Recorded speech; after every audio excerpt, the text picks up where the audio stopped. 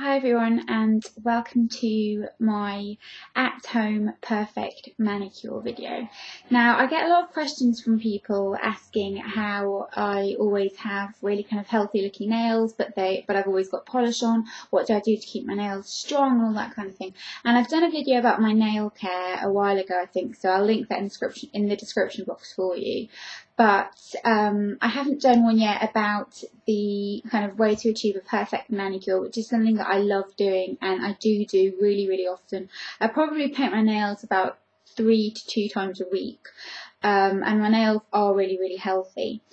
So I'm just going to kind of talk you through the steps that you need to achieve, and then I'm going to talk about shade selection and trends and that kind of thing too.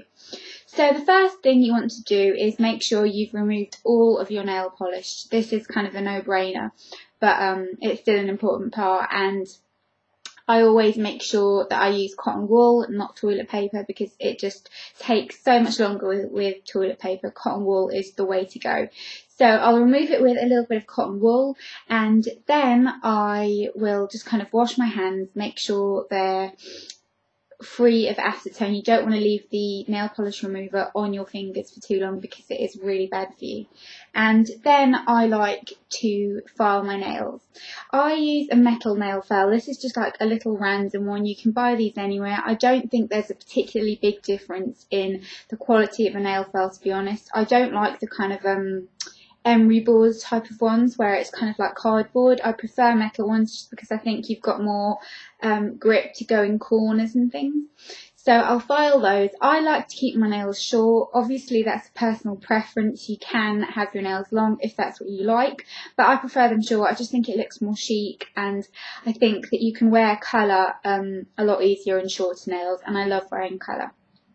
So I file them short. I don't tend to cut them, I tend to just file them down, which does take a little bit longer, but I find the results a lot nicer and you don't get as many like sort of splits and tears in the nail. You always want to make sure that you file in one direction, so no seesaw motions going like this. Keep going in one direction, and once you've got the kind of length you want, then you can go around and kind of neaten the edges.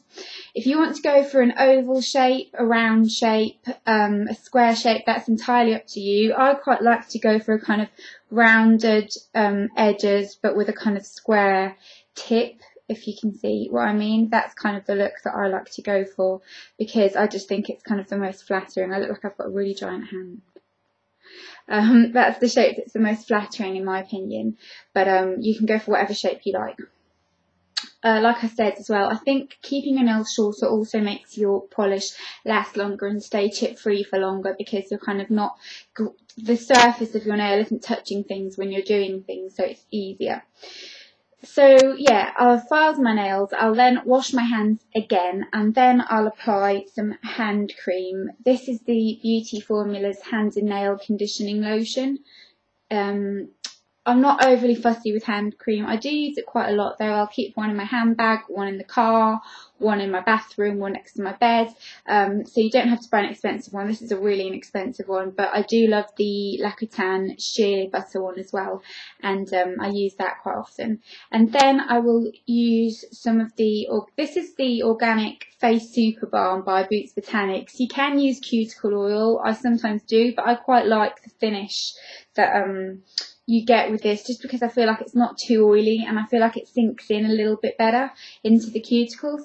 So I'll just apply a little bit of this onto the sort of cuticle ridge of the nail and massage it in for a few minutes kind of thing, and just let that soak in. And then with a piece of tissue paper I'll just kind of remove the excess, because you have to have a completely oil-free, clean surface for the nail polish to attach itself to, otherwise it can go a bit streaky and it won't dry nicely.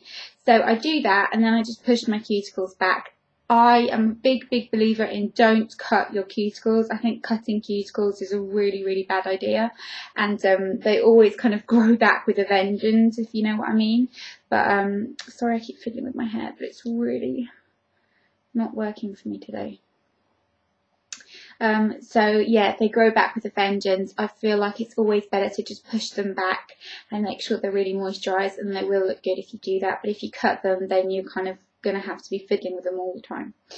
So I'll push my cuticles back and then we'll start with polish. I never ever ever ever paint my nails without a base coat. Base coat is just so important. It makes such a big difference to how long your polish lasts, and it protects your nails. Your nails won't go discoloured. It just really protects them. And this is the Sally Hansen Instagrip Fast Dry Base Coat, which looks like this, and this is really great. It dries really quickly. The brush is really nice. I've had it for a really long time and I use it really often, and it works really well. I can't recommend this enough. It's my favourite base coat. So I'll apply a base coat, wait about 2 minutes, and then go on to apply my colour. So when it comes to colour, obviously you can choose whatever colour you like, but I'm just going to talk you through kind of a few different things and a few kind of trend driven things. So I feel like in the cooler months, when you've got a paler complexion like I have at the moment, a kind of nude nail tends to look very pretty because it's kind of, it melts into your complexion and it's very flattering. The two that I love are Nails Inc Basil Street, which is kind of like a taupey nude, and the Sex and the City collection, the shade called Charlotte, which is kind of like a pinky white shade. These are both really great shades for if you want that kind of very polished professional manicure look. You want your nails to look neat, clean, tidy, but not draw too much attention, then these types of colours are a great option. Then if you want something like I'm wearing right now, which is a classic red, which I absolutely love, like I can't get enough of red nails, I think they just always look amazing. Then my favourite one at the moment is the Sally Hansen Runway Ready, which looks like this. I love the shape of the bottle of these. I think they're such a cute shape, and obviously, yeah, that's what it looks like on. And then if you like the kind of trend thing, like I said, the accent nail is quite big at the moment, which means having your nails kind of all one colour, and then having one nail, normally that finger, a different colour or a different finish or something like that. And I'm kind of not big on the different colour thing. I'm kind of not overly keen on how that looks, but I feel like if you have a different finish on that nail, it tends to look really pretty. So if I had red nails and then I painted just that nail with something like the Deborah Lippmann glitter polish in Razzle Dazzle, which looks like this. You can see it's kind of jam-packed full of red and silver and black glitter. If I had something like that as an accent colour, I think it just looks really pretty and it kind of draws the eye. It's a little bit different, but it's not too in your face. So that's a really nice one. And like I said, again, dark nails I think can look really chic. And if you're not comfortable with black, then try something like a midnight blue, for example. This one's by Max Factor, and it looks kind of bluer in the bottle than it actually goes on the nail. This shade is called, it's number 18 in Cloudy Blue, and it's a very kind of pretty colour, and it gives kind of a little bit of that black vampy look, but it's not really harsh. It's kind of a little bit more interesting. And as spring is coming up, even though it's not particularly spring-like at the moment, it's very grey and horrible and cold, but it will be springtime soon. So because it's springtime soon, the pastels are always a perfect spring option. This is another Sally Hansen one. It's kind of like a pastel purple lilac-y colour, and it's got a hint of grey in it, and this one is called Delphinium. It looks like this, and it's kind of like a pastel purple, so I think that's a really great spring option. So I paint one coat, and it does make a big difference actually. I think I'm just going to mention this, the shape of the brush. I tend to prefer ones that have a brush like this, for example. Sally Hansen nail polishes, some of them have this brush, and some Rimmel nail polishes have this type of brush. But I'll just get all the excess nail polish off. The kind of round fan-shaped applicator is a lot nicer to work with. It paints your nails in a much more even finish than your average kind of nail polish applicator, which just looks like this.